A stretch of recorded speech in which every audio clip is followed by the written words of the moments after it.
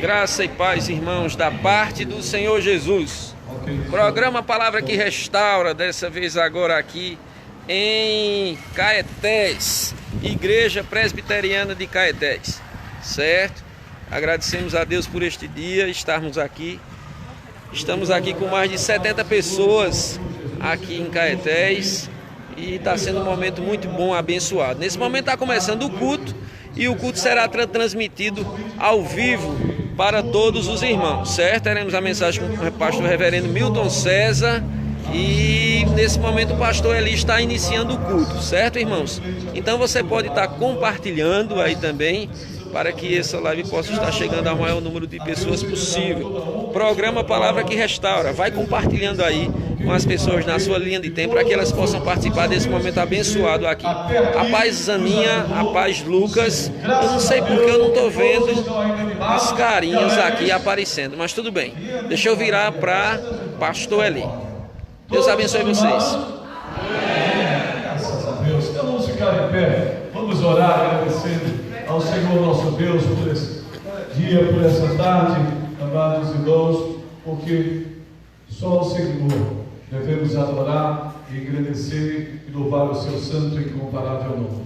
E assim nós vamos fazer neste momento. Vamos orar ao Senhor nosso Deus, pedir ao irmão João Marcos, nosso irmão João Marcos, está por aqui? Não? Não, nosso irmão seminarista Edson, para nos elevar a Deus em oração. Senhor, teu amado Pai, estamos aqui diante do Senhor para agradecer, porque o Senhor é bom em nossas vidas. Amém. Nos tirou da situação terrível, nos tirou da morte através do teu Filho Jesus, nos deu vida nele. E agora, nesse momento, nós agimos de igual modo, levando a tua palavra para aqueles que estão perdidos, para aqueles que estão mortos dos seus delitos e pecados, que eles possam restaurar, dar vida, transformar, salvar essas pessoas através da tua palavra, Senhor. Sim. Te agradecemos porque o Senhor nos trouxe aqui. Esse dia o Senhor preparou para que nós nos reuníssemos em tua igreja, conhecer novos irmãos, novos amigos, que possamos, Senhor, cultuar e agradecer o teu santo nome. Fazemos tudo isso para a glória do teu santo nome. Nos ajuda e nos conduz nessa noite pelo teu Espírito Santo. Assim nós te pedimos, Senhor, em nome de Jesus. Amém. Amém. Amados irmãos, nesse momento nós vamos continuar na presença do nosso Deus, adorando, bendizendo o seu nome, passando a palavra para o pastor Persson, para continuar assim, exaltando o nome do Senhor nosso Deus. Podemos aceitar, queridos irmãos.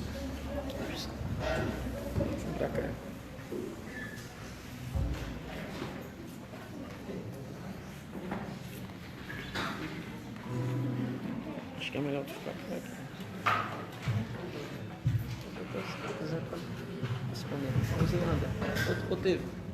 Nesse final de dia, início de hoje, vamos adorar o nosso Deus. 3 cânticos, em seguida tem o momento da palavra do Senhor. Vamos dizer: eis-me aqui outra vez diante de ti. Fique em pé, por favor. Vamos ficar um momento na cidade, ouvindo a palavra.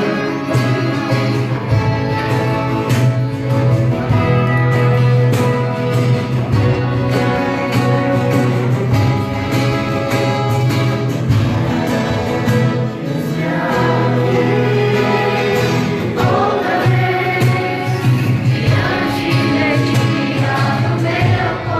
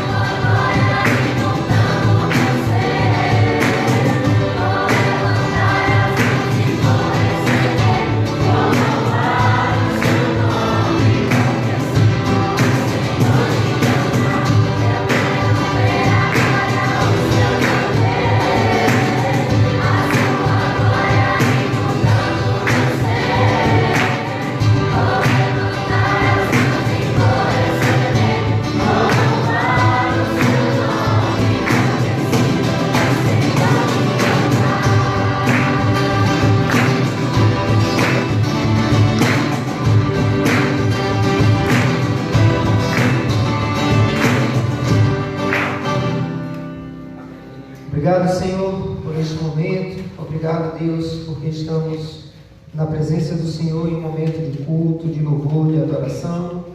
E agora com os corações e as mentes abertas para ouvir também a Tua palavra, a Tua voz.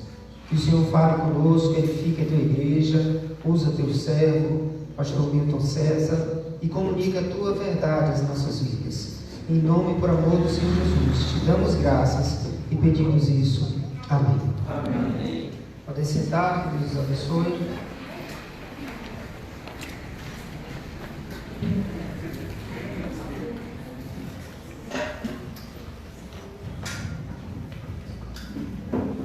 Meus amados irmãos, na presença do nosso Deus, nós vamos ainda passar a palavra para o nosso secretário de evangelização e missões, o nosso irmão presbítero Stuart.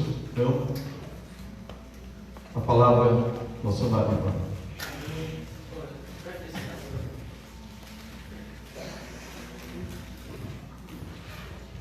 Graça e paz, irmãos. Louvado seja o nome do Senhor por este dia maravilhoso que tivemos aqui com os irmãos. Eu queria convidar o pessoal do louvor também aqui. Cadê Raquel? Raquel, ajuda aí, vamos lá. Zilanda, ajuda aí também. Ajuda aqui, meu filho. Irmãos, antes de entoarmos louvores ao Senhor, continuarmos, na verdade, né? Adorando ao Senhor, só dar aqueles avisos, reiterá-los. Dia 24, se o Senhor nos permitir, estaremos em Saloá, 24 de agosto, certo? E mais um avanço lá com os irmãos abençoados. Eles tiveram que já ir andando na frente por causa da chuva e da neblina, mas os irmãos estão convocados desde já, como igreja presbiteriana, como presbitério de Garanhuns, para todos juntos estarmos ali também levando a palavra do Senhor na cidade de Saloá. E dia 11, 12 e 13 de outubro, se o Senhor assim nos permitir, lá em Bom Conselho. O nome do nosso avanço lá é um Bom Conselho, também com uma parceria esse ano com o presbitério de Garanhuns, com aquela notícia boa, sem ônibus para ninguém, certo? Quem quiser ficar lá para dormir na sexta, desde a quinta-noite, para quinta-noite, sexta-noite, sábado, pode ir, me dê o nome, que vai ter lá canto para vocês dormirem e jejuarem, certo, irmãos? Amém? Eita, tem gente que quer jejuar, muito bem, coisa boa. Vamos lá. Então, também mandar aqui um abraço, não para vocês, mas a gente tem um programa lá em um conselho toda semana, o nome dele é Palavra que Restaura. Geralmente tem algumas pessoas que já me conhecem aqui no Facebook, e tem uma menina aqui que está me filmando aqui, essa coisa linda de Jesus. Então, boa noite também aos irmãos do programa Palavra que Restaura, que sempre estão conosco aí. O culto aqui está sendo transmitido ao vivo e certamente muitas pessoas serão abençoadas e edificadas pela palavra do Senhor. Sem conversar muito, vamos louvar mais um pouquinho ao Senhor, para daqui a pouco o pastor trazer a palavra. Me empresta essa viola, minha filha, ali em nome de Jesus. Cadê os abuleiros? Tem mais não aqui? E tem sanfona não para mim? Irmãos, porque tem que apresentar. É Renatinho do acordeon e Antônio Claudinor. Aí eles vieram, irmãos, que bênção. Irmãos, música que todos vocês conhecem, não tem como errar nesse negócio. E quando o violão pegar também é que ele fica bom, vamos embora. Isso aí, viu, exato? A gente bem direitinho aí, viu, exato? Isso aí. Vamos mais um pouquinho, mais um pouquinho. Isso. Coloca de pé, mas não sei cadê o meu. Como é o nome desse negócio aí? Como é o nome disso? O carroneiro. Pega aí. Isso. Assim, ó. Rapaz, essa música aqui foi escrita por Baba Rodrigues. Gente boa demais. Tive prazer de conhecê-lo. Mas ele mora em São Paulo, mas essa música é antiga, viu, irmãos? Até Padre Marcelo gravou ela. Ainda bem, né? Cantou alguma coisa que preste. Vamos lá, dá certo. Cadê Toninho? Vê se acelera essa zabumba aí, diz que o povo não confia.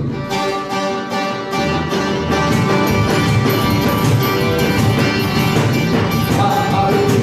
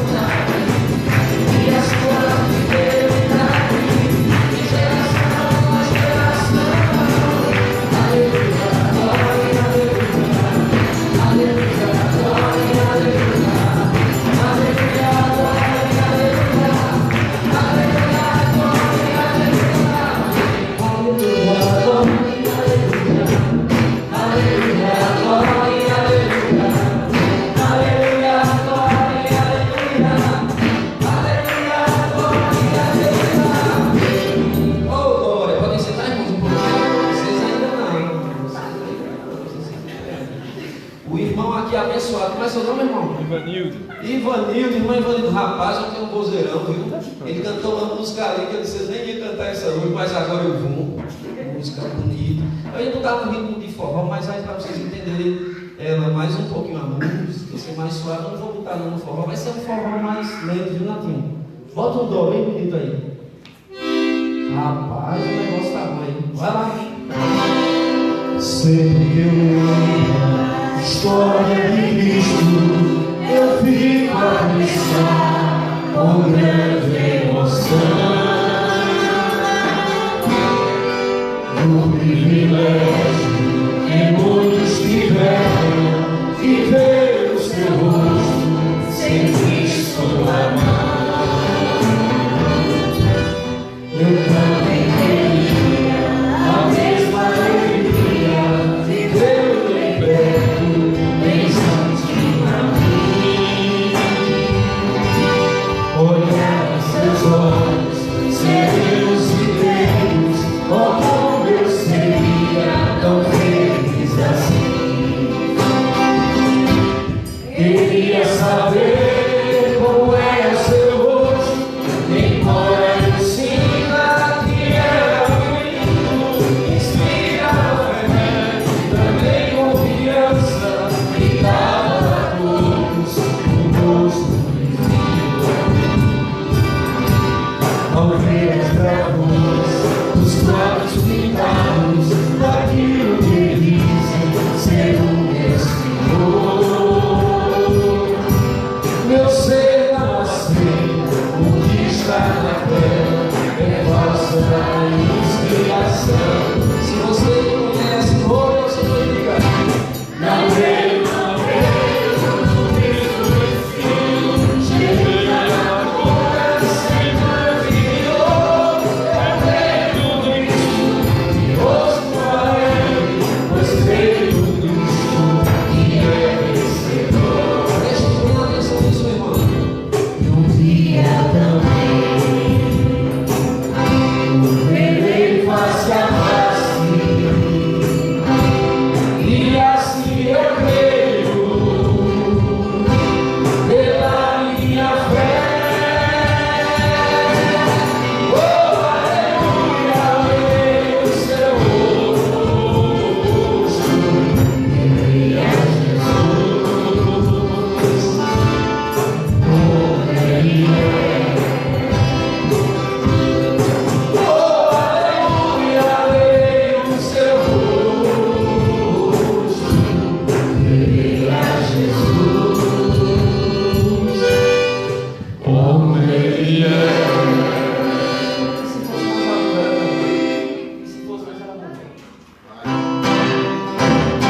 Eu creio no Cristo vencido, cheio da cura, Senhor virou, é com Cristo, hoje nada é Deus fez Cristo, e ele um dia também verei face a face, e assim eu creio pela minha fé. Oh, aleluia, verei o seu rosto, verei a Jesus, como ele é. Oh, aleluia, verei o seu rosto, verei a Jesus, como ele é.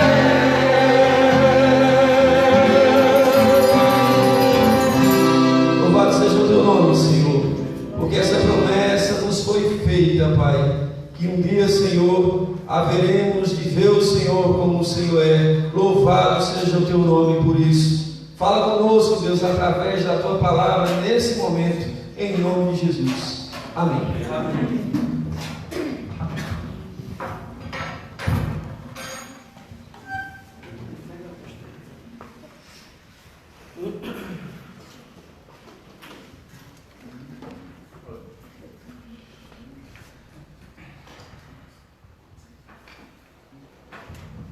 Meus irmãos, Meus irmãos, então nesse momento nós vamos ouvir a palavra de Deus para os nossos corações, através do seu servo, pastor Milton César, pastor da igreja presbiteriana de Heliópolis, ali em Garanhuns, e que nós possamos ouvir atentamente aquilo que Deus quer falar conosco nessa noite, pois nós não estamos aqui em vão. Se nós estamos aqui é porque Deus tem um propósito para cada um de nós, amados irmãos, certo de que Deus quer falar conosco. Então, neste momento, nós passamos a palavra para o pastor Milton.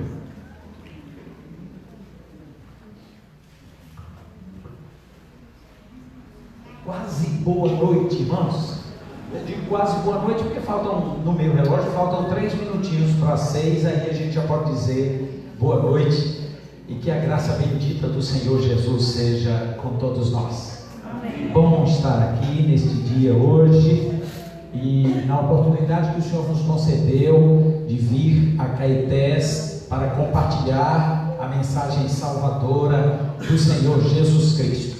Estávamos certos que faríamos um culto ao ar livre, onde eu seria o pregador, e obviamente eu preparei uma mensagem bem adequada para a intenção de uma mensagem ao ar livre, com conteúdo absolutamente evangelístico, naquilo que nós chamamos de... Todo o ensino das Escrituras Sagradas é evangelístico, mas é óbvio que nós damos a conotação evangelística àquele culto que essencialmente é o anúncio da mensagem de salvação, pensando em alcançar pessoas que ainda não desfrutam da convivência diária com a palavra de Deus e com o próprio Deus. E me parece que é um pouquinho diferente a nossa circunstância agora à tarde. Então, obviamente, eu vou deixar aquela mensagem que preparei antes e vou refletir com os irmãos sobre por que nós devemos evangelizar, tá bom? Porque eu vou mudar de uma mensagem evangelística para uma mensagem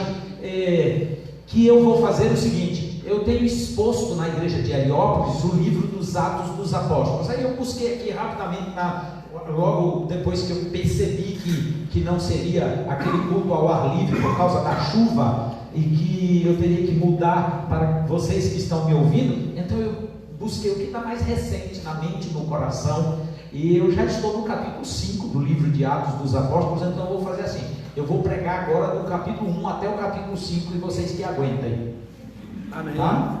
Mas eu não vou fazer as mensagens completas e na verdade brinquei quando disse até o capítulo 5, mas do capítulo 1 até o capítulo 2 nós vamos. Um olhar panorâmico rápido.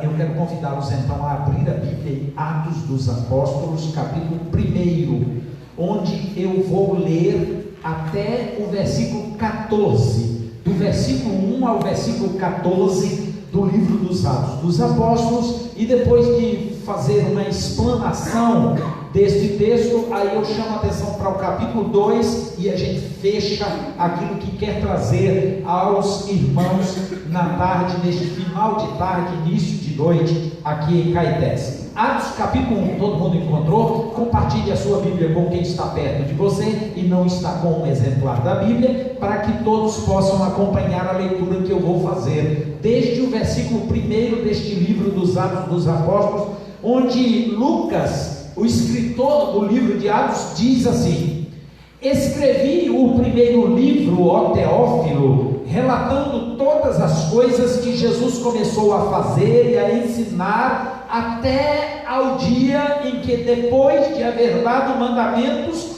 por intermédio do Espírito Santo aos apóstolos que escolhera, foi elevado às alturas. A estes também, depois de ter padecido, se apresentou vivo, com muitas provas incontestáveis, aparecendo-lhes durante 40 dias e falando das coisas concernentes ao reino de Deus. E comendo com eles, determinou-lhes que não se ausentassem de Jerusalém, mas que esperassem a promessa do Pai, a qual disse ele: de mim ouvistes, porque João na verdade batizou com água, mas vós sereis batizados com o Espírito Santo não muito depois destes dias. Então os que estavam reunidos lhe perguntaram: Senhor, será este o tempo em que restaures o reino a Israel? Respondeu-lhes: não nos compete conhecer tempos ou épocas que o Pai reservou para a sua exclusiva autoridade, mas recebereis poder ao descer sobre vós o Espírito Santo, e sereis minhas testemunhas, tanto em Jerusalém, como em toda a Judeia e Samaria, e até os confins da terra. Ditas estas palavras, foi Jesus elevado às alturas, à vista deles, e uma nuvem o encobriu dos seus olhos. E estando eles com os olhos fitos no céu, enquanto Jesus subia, eis que 2 varões vestidos de branco se puseram ao lado deles e lhes disseram: varões galileus, por que estáis olhando para as alturas? Este Jesus que dentre vós foi assunto ao céu, virá do modo como o viste subir. Então voltaram para Jerusalém, do monte chamado Olival, que dista daquela cidade tanto como a jornada de um sábado. Quando ali entraram, subiram para o cenáculo onde se reuniam Pedro, João, Tiago, André, Filipe, Tomé, Bartolomeu, Mateus, Tiago, filho de Alfeu, Simão o Zelote e Judas, filho de Tiago. Todos estes perseveravam unânimes em oração, com as mulheres, com Maria, mãe de Jesus, e com os irmãos dele. Até este versículo 14 do texto do livro de Lucas. Só para vocês pegarem o fio da meada. O livro de Lucas, Evangelho de Lucas, é o primeiro volume da história que este evangelista, Lucas, o médico amado, como é chamado pelo apóstolo Paulo, escreveu para narrar tudo o que Jesus começou a fazer e a ensinar. E o livro dos Atos dos Apóstolos é o segundo volume, com esta mesma intenção.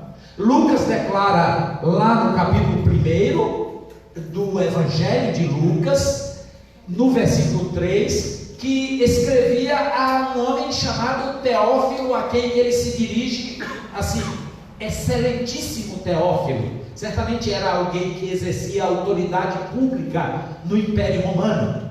Há até quem ache que não, que Teófilo é uma figura fictícia, que Lucas teria dado este nome apenas como um pretexto para justificar a sua pesquisa, o seu arrazoado. Mas, embora eu creia que Teófilo era de fato um personagem, uma pessoa real, e a quem Lucas estava interessado, e eu sou partidário de alguns comentaristas que dizem que provavelmente Teófilo fosse alguém que exercia cargo público, e que Lucas pode ter sido um escravo grego que pertenceu no passado a este Teófilo, e que possivelmente Teófilo tenha sofrido de alguma enfermidade, e Deus usou Lucas como médico para curá-lo, e Teófilo, em gratidão, o libertou.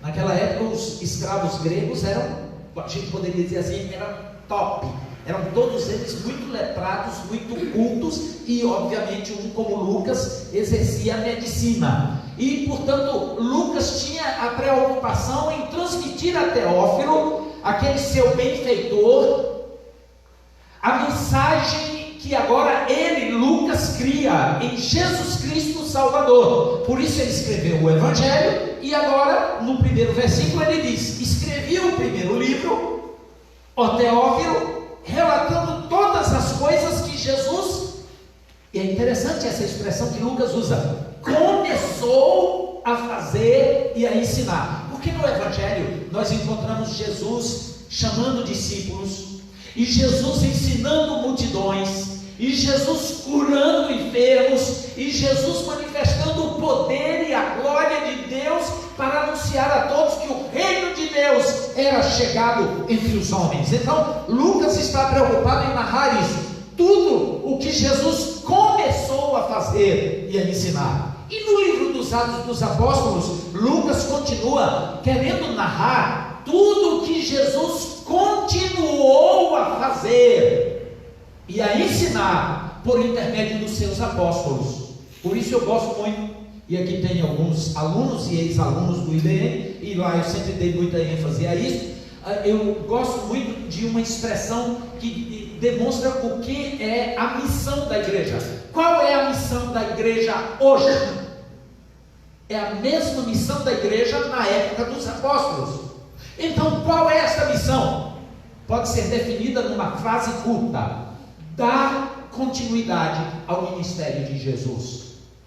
A missão da igreja é fazer tudo o que Jesus fazia. Só não precisamos morrer na cruz, porque Jesus fez a obra completa. Seu sacrifício foi tão perfeito, diz a carta aos Hebreus, que não precisa ser repetido. Por isso foi feito uma vez por todas. Os sacrifícios do Antigo Testamento, que eram apenas a sombra do que Jesus Cristo faria, eles eram imperfeitos e por isso eram repetidos continuamente. Inclusive os sacerdotes que faziam aqueles sacrifícios eram igualmente imperfeitos e pecadores, tanto que eles precisavam sacrificar primeiro por si e depois pelo pecado do povo, e eram sacrifícios repetidos porque continuavam imperfeitos, mas apontavam para o sacrifício vicário do Senhor Jesus, o sacrifício definitivo, onde ele matou a morte na sua morte na cruz. Mas Jesus não ficou morto, é o que Lucas narra aqui. Ele diz assim, olha o versículo 3, falando sobre os apóstolos, que Jesus deu mandamentos por intermédio do Espírito Santo. O versículo 3 diz: a estes também, depois de haver padecido, Jesus se apresentou vivo, com muitas provas incontestáveis, aparecendo-lhes durante 40 dias, e falando das coisas concernentes ao reino de Deus. É interessante, vocês já tinham notado na narrativa dos evangelhos, que Jesus foi crucificado numa sexta-feira, ressuscitou ao terceiro dia, portanto no domingo, sexta, sábado, e no domingo logo cedo, ao romper da aurora, aquelas mulheres que eram discípulas do Senhor Jesus foram ao túmulo com a intenção de embalsamar o seu corpo, pois no final do dia de sexta-feira elas não tiveram tempo. E quando chegaram lá, o túmulo estava vazio, a pedra que tapava o túmulo estava retirada, e o túmulo estava vazio, e apareceram varões com vestes resplandecentes, anjos. E Lucas faz questão de narrar isso no capítulo 24 do seu evangelho, os anjos perguntando: por que buscais entre os mortos ao que vive? Por que buscais entre os mortos ao que vive? Ele não está aqui, mas ressuscitou e foi adiante de vós, como havia dito. E as mulheres correram, contaram aos discípulos, e estes ficaram admirados e até um tanto incrédulos, correram de volta para o túmulo para ver se a narração das mulheres era verdadeira, se conferia. E Pedro foi o primeiro deles a entrar no túmulo, percebeu que nada mais havia ali, que o Senhor não estava ali, havia ressuscitado. Mas não foi apenas esta a única evidência da ressurreição de Jesus. O que é que o versículo 3 diz? Que Jesus, depois daquele dia, o primeiro da semana, depois de haver ressuscitado, apareceu aos discípulos durante 40 dias. Sabe o que é que isso significa, irmãos? Que os discípulos tiveram comprovação, tiveram provas incontestáveis de que Jesus havia ressuscitado. Jesus apareceu. Todos nós conhecemos uma parte dessa história, aquela: Jesus aparecia em determinado momento, não estavam todos os 11 discípulos ali, Judas já tinha batido as botas, e restavam 11, mas nem sempre estavam os 11 reunidos. Numa das ocasiões mesmo, faltava Tomé. Lembram o que foi que Tomé disse? Virou até folclore a fala de Tomé. Vocês estão dizendo que ele ressuscitou, mas se eu mesmo não ouvir, eu não acreditarei. E se eu não tocar no lugar dos cravos, eu não vou acreditar. E se eu não olhar aquele furo que foi feito com uma lança pelo soldado romano do seu lado, eu não acreditarei. E depois Jesus apareceu uma hora que Tomé estava lá. Tomé, o incrédulo. Virou jargão popular, Quando alguém manifesta uma certa dureza de coração ou incredulidade, a gente diz assim: não seja como como Tomé, porque Tomé por algum instante duvidou que o Senhor tivesse ressuscitado. Mas notem bem, o texto do versículo 3 diz, no finalzinho do versículo, aparecendo-lhes durante 40 dias e falando das coisas concernentes ao reino de Deus, de maneira que os discípulos não tiveram mais dúvida alguma que o Senhor havia ressuscitado. Isso é muito importante para a narrativa bíblica, para a narrativa que Lucas vai fazer de todo este livro dos Atos dos Apóstolos. Jesus aparece, convence os discípulos que de fato ele estava vivo, que ele havia ressuscitado e que eles deveriam permanecer em Jerusalém, porque a sua ressurreição era apenas uma primeira parte do sinal de que o reino de Deus havia chegado entre os homens, mas que eles permanecessem em Jerusalém até que Deus fizesse cumprir a promessa. Que promessa? A promessa que ele havia feito. Qual promessa? Por intermédio dos seus santos profetas no passado. E aí veio uma citação do profeta Joel no capítulo 2, por ocasião do Pentecostes. Aqui no capítulo 1, Lucas se limita apenas a falar do cumprimento da promessa. Olha o versículo 6. Então os que estavam reunidos lhes perguntaram: Senhor, será este o tempo em que restaures o reino a Israel? Quando Jesus tinha dito: fiquem em Jerusalém até que se cumpra a promessa. E Jesus responde a eles: não, parem de especulação, não vos compete saber tempos ou épocas, não percam tempo em discutir aquilo que não pertence a vocês, aquilo que o Pai reservou para a sua exclusiva autoridade. Não discutam sobre isso, versículo 7. Mas agora olhem o versículo 8. Mas recebereis poder ao descer sobre vós o Espírito Santo, e sereis minhas, o quê? Eu não sou muito da repetição não, mas hoje, propositalmente, por causa da finalidade, eu quero que vocês repitam. Permanecei, ou recebereis poder ao descer sobre vós o Espírito Santo, e sereis o quê? Minhas testemunhas. Onde? Tanto em Jerusalém como em toda a Judéia e Samaria e até aos confins da terra. Nós estamos chegando no ponto que eu quero demarcar, irmãos. O Senhor Jesus ressurreto aparece aos discípulos durante 40 dias. Deixa bem claro para os seus discípulos que ele não estava morto, que ele estava vivo.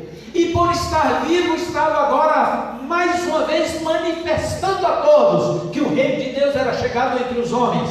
E esse reino deveria ser anunciado em todos os lugares da terra. Mas Jesus diz assim: permaneçam aqui em Jerusalém, até que do alto sejais revestidos de poder. Oh, que tema interessante, o poder. E em certos círculos religiosos fala-se muito em poder, porque Deus nos deu poder, irmãos, aleluia, glória a Deus. Se eu tivesse querendo iludir vocês, eu diria que eu estava falando em línguas. Mas eu só citei uma frase, os alunos do INEM sabem bem. É uma estrofe de um cântico em grego.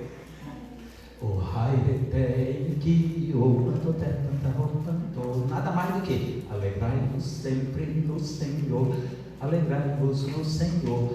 Aí muitos círculos religiosos faz uma empolgação ao falar sobre a palavra poder, sem compreensão alguma do que as Escrituras nos falam sobre poder. O poder que o Espírito Santo veio para conferir aos servos de Deus e que está aqui no texto bíblico. Ainda não chegamos no capítulo 2, onde nós vamos ver o Pentecostes. Não é um poder exibicionista, não é um poder para demonstração desta ou daquela tonalidade de pregação, muito menos meramente o poder para conceder dons, mas é o poder que eu fiz vocês repetirem a palavra que está no versículo 8: recebereis poder ao descer sobre vós o Espírito Santo. É verdade, é bíblico, o Espírito Santo dá poder. Para que este poder? O versículo responde: recebereis poder ao descer sobre vós o Espírito Santo, e vem uma sequência lógica: e sereis minhas testemunhas. É poder para testemunhar de Jesus. O que foi que nós íamos fazer em Caetés hoje durante o dia? Testemunhar de Jesus, com o nosso próprio poder. Com nossa própria autoridade? Com nossa perspicácia, com nossa sabedoria, com nossa inteligência. Foi negativo. Com o poder que o Espírito Santo nos concede para testemunharmos acerca de Jesus Cristo. Nunca esqueçam esse versículo 8: mas recebereis poder ao descer sobre vós o Espírito Santo, e sereis minhas testemunhas tanto em Jerusalém, como em toda a Judéia e Samaria, e até aos confins da terra. É para ir em todo lugar. Lá no IBN eu sempre repito assim: é para ir até Cafundozinho. Sabe onde é Cafundozinho? Lá nos Cafundó do Judas. Ele usa essa expressão para dizer assim: um lugar ermo, um lugar distante, um lugar de mais difícil acesso que você puder citar ou encontrar. Lá também nós precisamos testemunhar do Senhor Jesus. O poder do Espírito é para esta finalidade, e vocês querem ver como isto se cumpre. Por isso fiz questão de ler até o versículo 14. Olhe para o versículo 12. Então voltaram para Jerusalém. Bom, então eles não estavam literalmente dentro da cidade de Jerusalém, eles estavam nas proximidades, e o próprio versículo 12 vai dizer onde eles estavam: no Monte das Oliveiras, ou chamado de Monte Olival, Monte das Olivas, que dista daquela cidade tanto como a jornada de um sábado, uma milha. Vamos arredondar e dizer assim, cerca de 1 quilômetro. 1 quilômetro é um pulinho que a gente faz em cima, andando devagarinho, 10 minutos.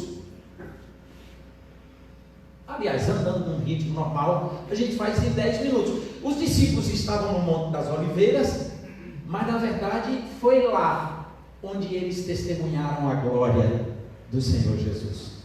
O versículo 10 diz: estando eles com os olhos fitos no céu, porque o versículo 9 diz que, ditas aquelas palavras acerca da promessa, do cumprimento da promessa feita aos profetas, ou por intermédio dos profetas, e que seria cumprida em Pentecostes, Jesus foi assunto aos céus, e quando ele estava subindo, os discípulos estavam olhando para cima. Versículo 10: enquanto Jesus subia, eis que 2 varões vestidos de branco se puseram ao lado deles e lhes disseram: varões galileus, por que estáis olhando para as alturas? Este Jesus que dentre vós foi assunto ao céu, virá do mesmo modo como o viste subir. Foi propício o hino último que Stuart cantou aqui, porque na parte final, que a gente cantou até com mais vibração, não foi? Botou um pouquinho de pimentinha aqui na sanfona. Verei, e um dia também o verei face a face. Oh, aleluia! Assim eu creio que ele de fato virá. Os varões disseram: por que estáis olhando para as alturas? Este Jesus que dentre vós foi assunto ao céu, virá do mesmo modo como o vistes subir. Mas agora eles voltam do monte para Jerusalém, obedecendo ao Senhor Jesus, para não se afastarem de Jerusalém, até que do alto sejam revestidos de poder. Versículo 13 diz: quando ali entraram em Jerusalém, subiram para o cenáculo, onde reuniram, aí cita os 11 apóstolos: Pedro, João, Tiago, André, Filipe, Tomé, Bartolomeu, Mateus, Tiago, filho de Alfeu, Simão, Zelote, Judas, filho de Tiago. Todos estes perseveravam unânimes em oração. Onde eles estavam reunidos? Numa sala chamada cenáculo, possivelmente aquela mesma onde Jesus se reuniu e celebrou a última ceia com os seus apóstolos, antes de ser dirigido ao Monte das Oliveiras e traído por Judas Iscariotes, preso e condenado à morte no dia seguinte. Provavelmente no mesmo cenáculo. Então, as citações de Lucas são sem dúvida alguma propositais. Eles subiram para o cenáculo, versículo 13, e todos perseveravam, unânimes, em oração. Agora passa a página para o capítulo 2, e aí você vai ver assim, versículo 1 do capítulo 2: ao cumprir-se o dia de Pentecostes, estavam todos reunidos no mesmo lugar. Cenáculo. E de repente veio do céu um som, como de um vento impetuoso, e encheu toda a casa onde estavam assentados. E apareceram distribuídas entre eles línguas como de fogo, e pousou uma sobre cada um deles, e todos ficaram cheios do Espírito Santo e passaram a falar em outras línguas, segundo o Espírito lhes concedia que falassem. Aqui a gente pode fazer inclusive algumas correções de equívocos que aparecem normalmente hoje nas interpretações deste texto. O texto diz assim, versículo 2: de repente veio do céu um som. E como era esse som? Como de um vento impetuoso. Não havia vento, havia som de um vento. É o que o texto diz. No mundo pentecostalizado, fala-se, enfatiza-se muito isso, no vento. Inclusive, eu presenciei há muitos anos, num ginásio de esporte, numa conferência pentecostal, um preletor vindo dos Estados Unidos, que ele soprava, dizendo ele simular o vento do Espírito, e quando ele soprava, as pessoas caíam. Movido um tanto por espírito investigativo e outro tanto até por curiosidade, eu fui aqui, eu fiquei sabendo daquele evento, estava naquela cidade, não era a cidade onde eu morava, estava hospedado com um irmão que me disse: está acontecendo tal conferência, vamos lá, pastor. Eu digo: vamos lá, que eu quero ver. E o soprador, ele ia de um lado para o outro, e eu tentava acompanhar. No meio daquela multidão tinha na faixa de 4.000 pessoas, nas arquibancadas e no meio da quadra. Eu tentava ir para o lado que ele ia, mas era um negócio incrível. Quando ele estava do lado de cá, que eu ia para o lado de cá, ele mudava para o lado de lá. Quando eu passava para o lado de lá, eu fiquei feito bobo, bestando para lá e para cá, mas não fui soprado. Na verdade, eu não estava querendo aquele sopro. Eu estava, de fato, querendo de Deus, na época, uma resposta no sentido de: Senhor, isso vem do Senhor. Então, como eu não sou entusiasta, nem ando à busca destas coisas, se for do Senhor, eu quero perceber. Mas, na verdade, eu não consegui nada mais do que sugestionamento. E as pessoas caíram lá pelo chão. Não houve vento em Pentecostes. Olha o texto direito, não sou eu que estou inventando, não. Olha o versículo 2: de repente veio do céu um som, como de... Se fosse o som de um vento, tinha vindo o som de um vento, mas era um som como de um vento impetuoso, e encheu toda a casa onde estavam assentados. O som. O outro equívoco é: e apareceram distribuídas entre eles o quê? Línguas. E normalmente no mundo pentecostalizado diz línguas de fogo. Não, o texto diz línguas como de, com a aparência de. Não havia fogo, havia aparência de. Aí o texto diz línguas como de fogo, e pousou uma sobre cada um deles. E o terceiro equívoco está no versículo 4: e todos ficaram cheios do Espírito Santo. Isso não é equívoco. E passaram a falar em outras línguas. O equívoco está em que quando as pessoas falam que seria um fenômeno semelhante ao de Pentecostes, mas o texto diz assim: e passaram a falar em outras línguas, segundo o Espírito lhes concedia que falassem.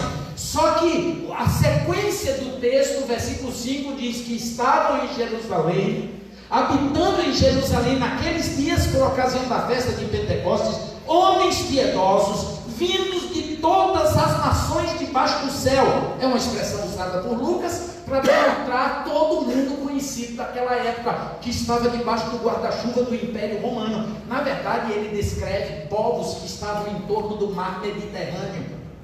Então ele diz assim: porquanto cada um os ouvia falar na sua própria língua. Portanto, eram de fato dialetos, línguas, idiomas falados pelas pessoas do mundo inteiro que estavam em Jerusalém por ocasião da festa de Pentecostes. Vocês sabem o que era o Pentecostes?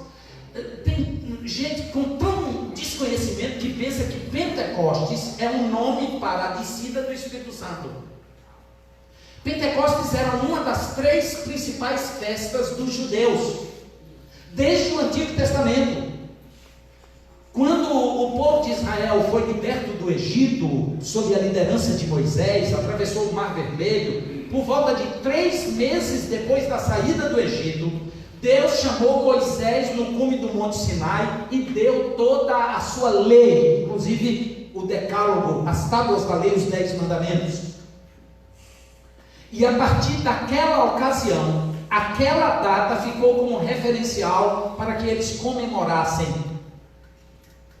a festa das colheitas. Era ligado à recepção. A Pentecostes era uma festa que tinha dois significados: a recepção da lei e a festa das colheitas. Era quando encerrava o período de colheita de cereais, inclusive de uva para a fabricação de vinho. Eles comemoravam numa festa chamada de Pentecostes. O nome Pente é só você fazer uma associação bem simples, né? Quando o Brasil foi campeão do mundo pela 5ª vez, então ele se tornou o quê? Pentacampeão, porque a palavrinha penta vem de 5. E Pentecostes eram 50 múltiplo de 5, 50 dias depois da Páscoa. 50 dias depois da Páscoa dos judeus. Jesus foi crucificado na sexta-feira de Páscoa, ressuscitou no domingo de Páscoa e apareceu aos discípulos durante quantos dias? 40 dias. Ao fim destes 40 dias, ele foi assunto aos céus e disse aos discípulos: permaneçam em Jerusalém até que a promessa se cumpra. E aí o versículo 1 do capítulo 2 diz: ao cumprir-se o dia de Pentecostes, portanto 10 dias depois da ascensão de Jesus, aconteceu o Pentecostes. Eles estavam reunidos e o Espírito desceu sobre eles. Com qual finalidade? Versículo 8 do capítulo 1: recebereis poder ao descer sobre vós o Espírito Santo. Para quê? Sereis minhas testemunhas.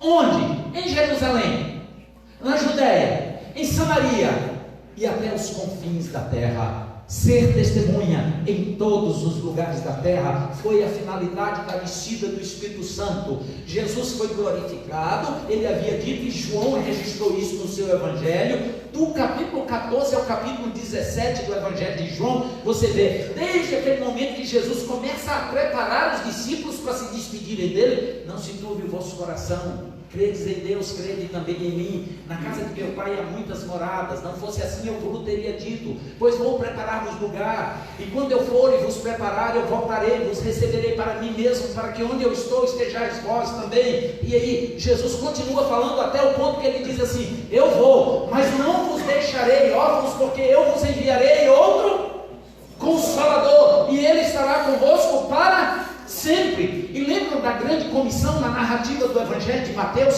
o último capítulo, do Evangelho, 28, do versículo 18 ao versículo 20, quando Jesus Cristo diz assim: toda a autoridade me foi dada nos céus e na terra, ide portanto e fazei discípulos de todas as nações, batizando-os em nome do Pai, do Filho e do Espírito Santo, e ensinando-os a guardar todas as coisas que eu vos tenho ordenado. E eis que estou convosco todos os dias. Ele prometeu, e ele disse: eu vou, mas eu não deixarei vocês sozinhos, eu vos enviarei o Consolador, e ele estará convosco para sempre. Porque o Espírito Santo veio sobre a igreja para habilitar a igreja, para dar à igreja o poder para ser testemunha de Jesus. O Espírito Santo não veio para causar barulho na igreja, nem para tornar os crentes cheios de fogo. Não havia fogo, havia línguas como de fogo sobre eles.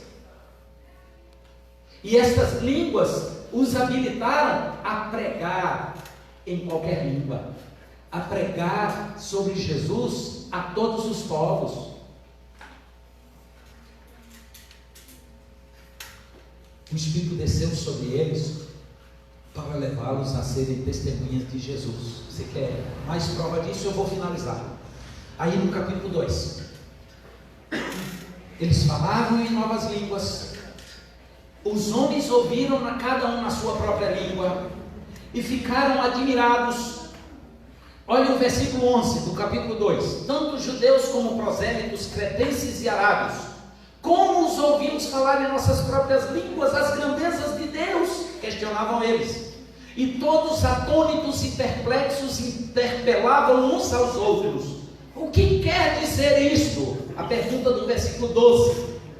Outros, porém, zombando, diziam: estão embriagados. Vejam, duas reações da multidão que estava em Jerusalém e ouviram os discípulos falando em outras línguas. Uns diziam: o que quer dizer isso? Expliquem este mistério. Como é que esses galileus, homens humildes e letrados, estão falando em tantas línguas diferentes que nós entendemos? Tanto eles entendiam que eles disseram claramente: eles estão falando das grandezas de Deus. Uma língua estranha, quem é que entende? Como é que sabe o que é que a pessoa está dizendo? Eu não estou querendo, nesse caso, atacar de forma alguma os meus irmãozinhos que dizem falar em outras línguas, mas é assim: se você não entende, como é que você sabe se eu estou falando bem de Deus ou se eu estou falando mal? Como é que você sabe se eu pronunciar uma frase em uma outra língua que você não entende, se eu estou te elogiando ou se eu estou te xingando? Você sabe? Eles sabiam, porque eles estavam entendendo, cada um no seu próprio idioma, que eles estavam falando das grandezas de Deus. O Espírito os habilitou assim. Como eles tinham dois grupos, uns que diziam: como?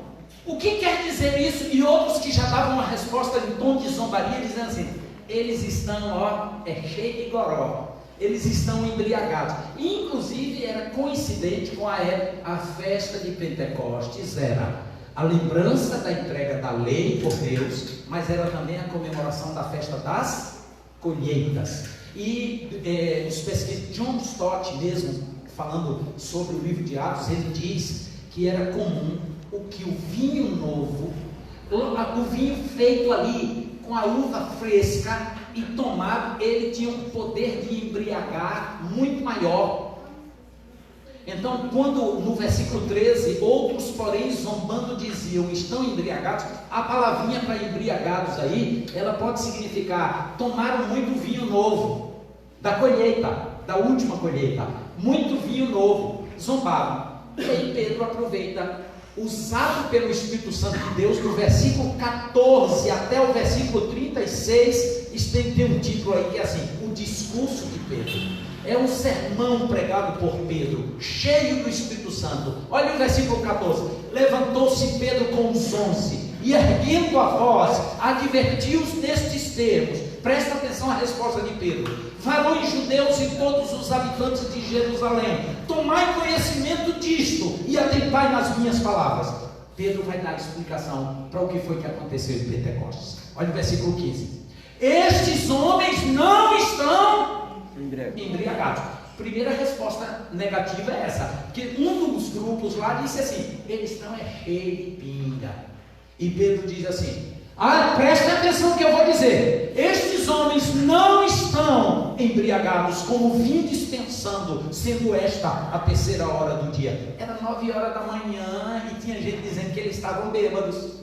E Pedro diz: não é este o motivo. Mas depois Pedro vai explicar o que é no versículo 16. Mas o que ocorre é o que foi dito por intermédio do profeta Joel. Joel capítulo 2, versículos 28 a 32. É só você olhar na nota de rodapé da sua Bíblia, que esse texto aí é uma transcrição de Joel 2, 28 a 32. Está dito aí: acontecerá nos últimos dias, diz o Senhor, que derramarei do meu Espírito sobre toda a carne. Vossos filhos e vossas filhas profetizarão, vossos jovens terão visões e sonharão vossos velhos. Até sobre os meus servos e sobre as minhas servas derramarei do meu Espírito naqueles dias, e profetizarão. E mostrarei prodígios em cima do céu e sinais embaixo na terra: sangue, fogo, vapor e fumaça. Até hoje os irmãos da teoria pentecostal não conseguem explicar essa última parte da profecia, porque dizem que a profecia se cumpriu porque vossos jovens sonharão e profetizarão, e vossos velhos sonharão, etc. Mas e a outra parte?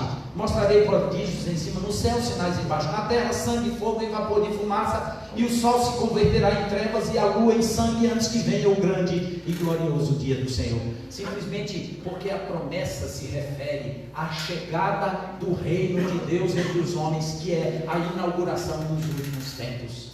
Se alguém perguntar assim, e sempre tem alguém que me pergunta: pastor, o senhor viu aquela notícia no jornal, aquele crime assim, ou então outro diz: pastor, o senhor viu aquela notícia do terremoto?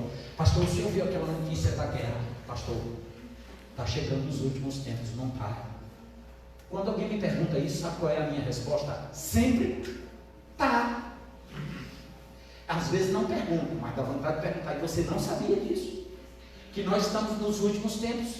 Jesus, com a sua partida em glória para os céus, inaugurou os últimos tempos. A descida do Espírito Santo, segundo a profecia de Joel, é que os últimos tempos começaram a chegar. E nos finais dos últimos tempos, aí o sol se converterá em sangue e a lua não dará a sua claridade, e o restante dos sinais. Por que a gente só fica na parte que interessa para a gente? Por que a gente só fica na metade da promessa e a gente não fica no complemento inteiro da promessa? Versículo 21, e acontecerá que todo aquele que invocar o nome do Senhor será salvo, porque é a mensagem de salvação. E Pedro agora não se faz de rogado. E a partir do versículo 22, Pedro faz um sermão cristológico. Pedro faz um sermão que aponta para a pessoa de Jesus Cristo. Ele diz: esse Jesus, o Nazareno, varão aprovado por Deus diante de vós, com milagres, prodígios e sinais, os quais o próprio Deus realizou por intermédio dele entre vós, como vós mesmos sabeis, sendo este entregue pelo poder, sendo este entregue pelo determinado desígnio e presciência de Deus, vós o matastes, crucificando-o por mãos de iníquos, ao qual Deus, porém, ressuscitou, rompendo os grilhões da morte, porque não era possível fosse ele retido pela morte. E aí Pedro vai fazer vários argumentos, mas todos eles apontando para a obra vicária de Jesus Cristo. É a mensagem que nós devemos pregar. Irmãos, nós viemos a Caetés hoje para pregar a Jesus, Jesus ressuscitado, aquele que morreu na cruz, que pagou pelos nossos pecados, mas que está vivo, está na glória, e que prometeu que um dia voltará. Essa foi a mensagem de Pedro, que trouxe o resultado de 3.000 convertidos, como está no versículo 37 em diante.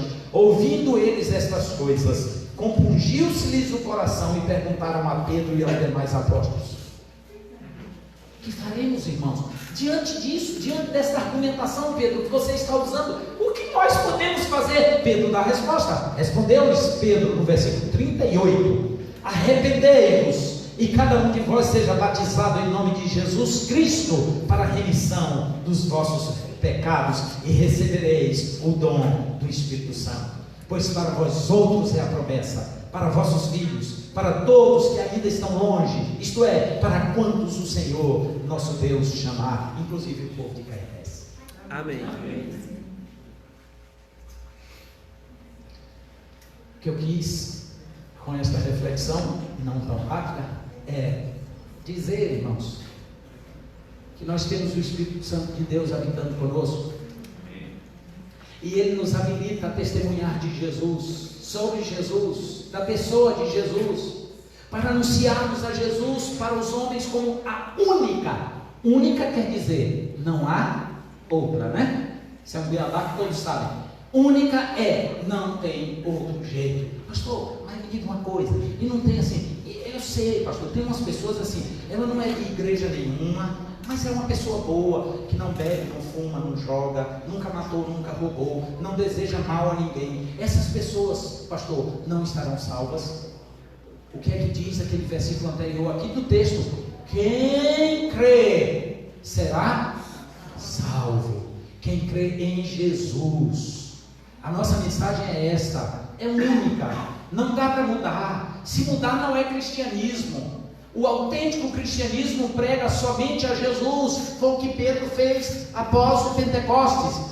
Foi o que Pedro voltou a fazer no capítulo 3 do mesmo livro de Atos. Depois leiam em casa. Quando ele foi ao templo com João, curaram um aleijado. A multidão ficou perplexa, dizendo: com que poder eles fizeram esse homem aleijado de nascença, que tinha mais de 40 anos, voltar a andar, que ele nunca tinha andado? Foi Jesus. Pedro prega Jesus.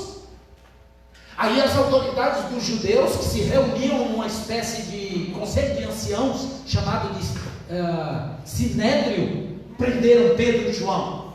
Perguntaram a ele: quem deu autoridade para vocês pregarem? Aí Pedro disse: Jesus. Aquele Jesus que foi morto, que foi crucificado, que foi entregue pelos judeus, mas que Deus ressuscitou dentre os mortos, em nome de Jesus, que aquele homem está curado diante de vocês. Pedro pregou a Jesus. No capítulo 4 de Atos, Pedro pregou a Jesus. No capítulo 5, os crentes estavam em oração e a ameaça chegou de novo. Pedro não chegou a ser levado de volta à prisão, mas entre eles o anúncio era Jesus. Nós viemos a Caetés para pregar unicamente a Jesus como única possibilidade de salvação para o homem pecador.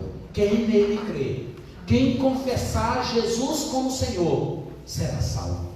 Mas Paulo diz, escrevendo aos Romanos: como eles crerão naquele de quem nada ouviram? Como ouvirão se não há quem pregue? Como pregarão se não forem enviados? Portanto, nós fomos enviados pelo Senhor para pregar a Jesus, o Salvador. Que Deus nos abençoe, meus irmãos. Sejamos estimulados. Mês que vem, Saluar. Outro mês, bom conselho, outubro. Tá. E nos intervalos,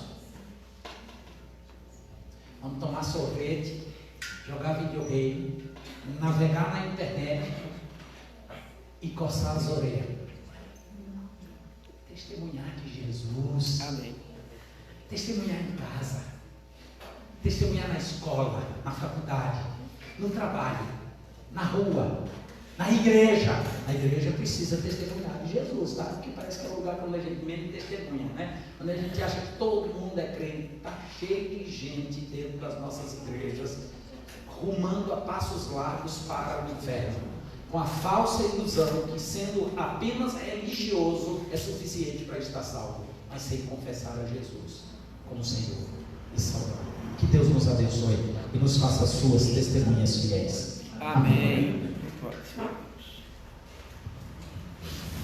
Que maravilha, amados irmãos. Nós possamos sempre ter essa certeza e proclamar Jesus Cristo, porque somente Jesus. Sem Jesus não há esperança, não há vida, não há salvação. Mas nós precisamos continuar proclamando o Evangelho da graça de Deus. Dessa certeza, vamos ficar em pé. Não sei quantos estão com nosso cenário, com o canto. Vamos entoar o hino A Voz do Evangelho. 304, nosso cenário Novo Cântico. Amados irmãos, voz do Evangelho já se fez ouvir aqui, publicando em som alegre o que Deus já fez por ti. Pois tanto ao mundo amou e ao perdido pecador, que do céu lhe deu seu Filho para ser seu redentor. Santa paz e perdão é a nova lá dos céus. Santa paz e perdão, bendito nosso Deus.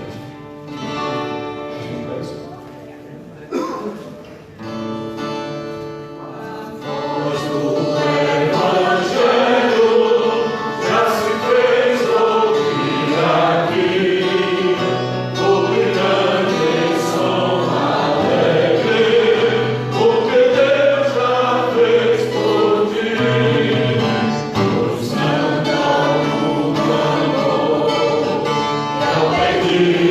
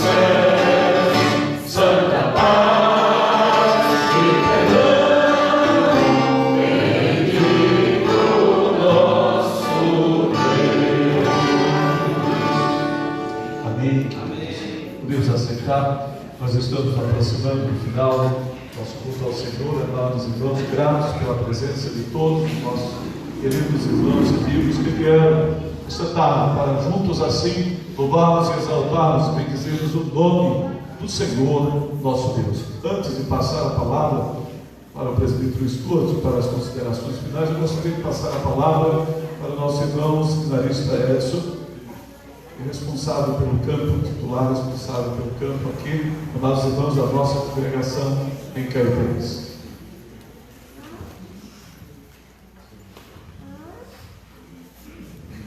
Boa noite, graças a paz.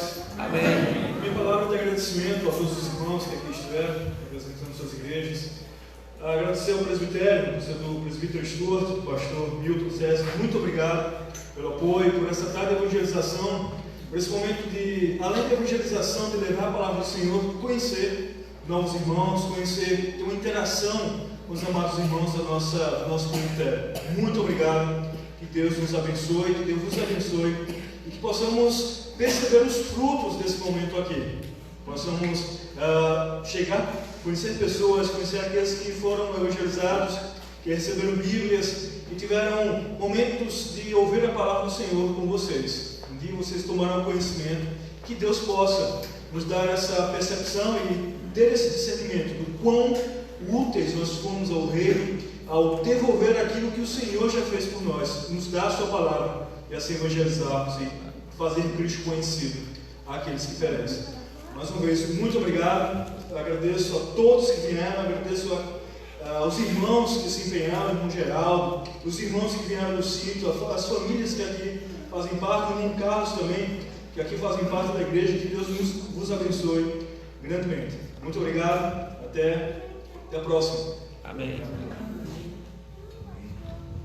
Bem, então nós vamos passar a palavra para o nosso irmão Stuart, que é o secretário de Missões e Evangelização do nosso presbitério.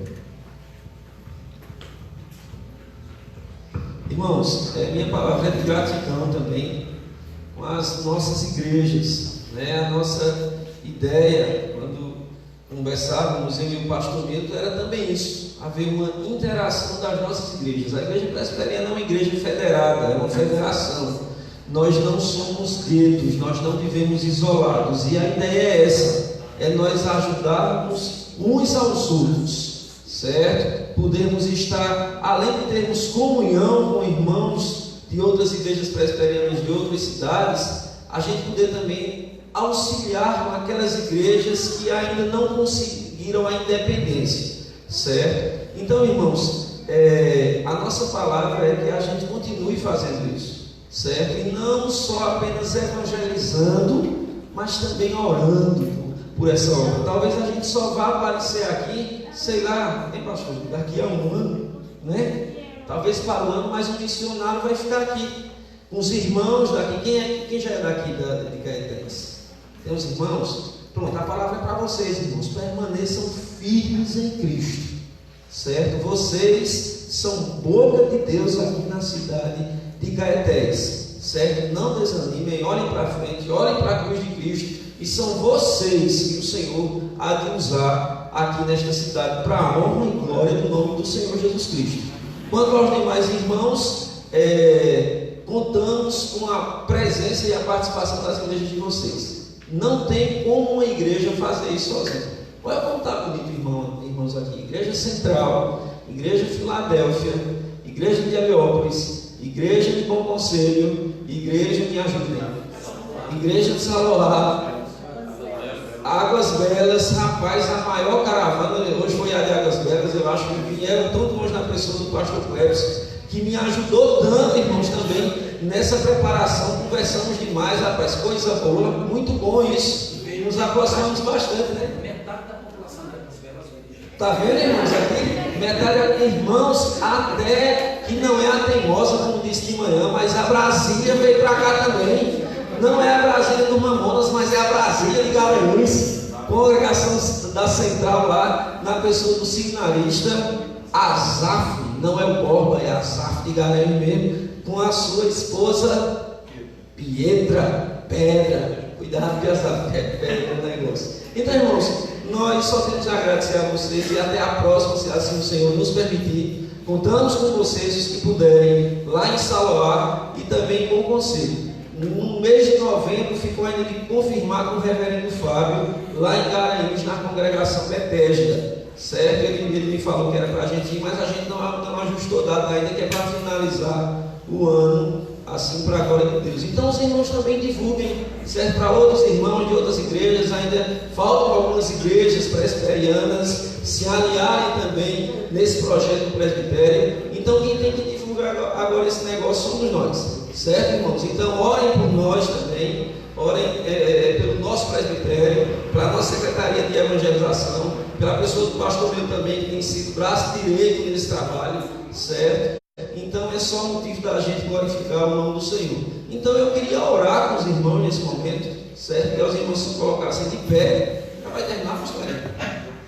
Muito bem, eu quero isso que eu dizer. Eu vou passar para o pastor Milton, e o pastor Milton vai falar o que ele quiser, e ele ora também, e vai ser uma.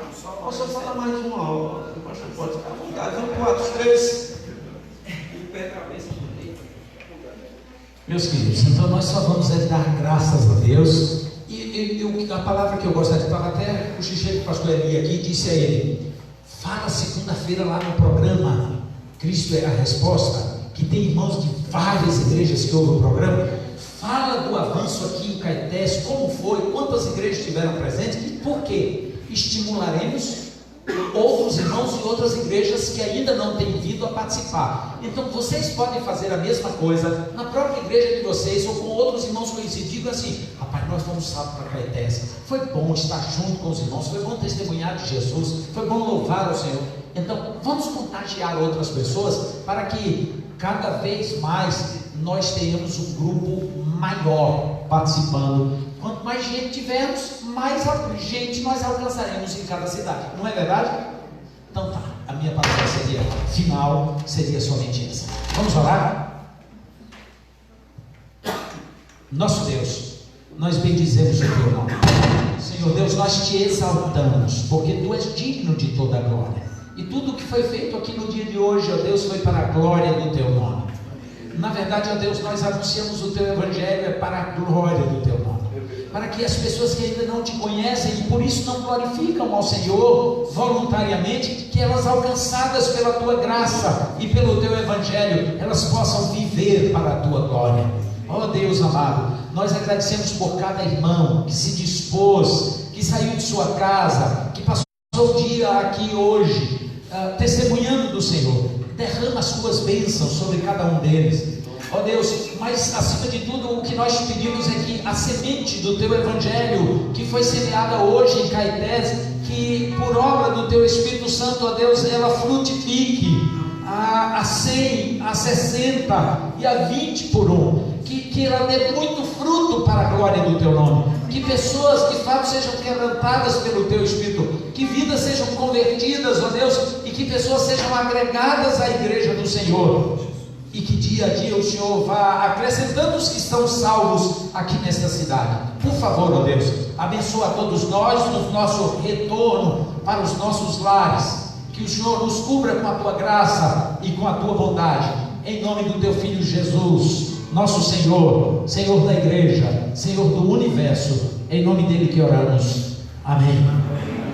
Receber a bênção, irmãos, e a graça do Senhor Jesus Cristo, o amor de Deus, o Pai eterno, a comunhão e a consolação do Espírito Santo sejam, meus irmãos, com todos vocês aqui reunidos, e com todo o povo de Deus sobre a terra hoje e para todos sempre, amém.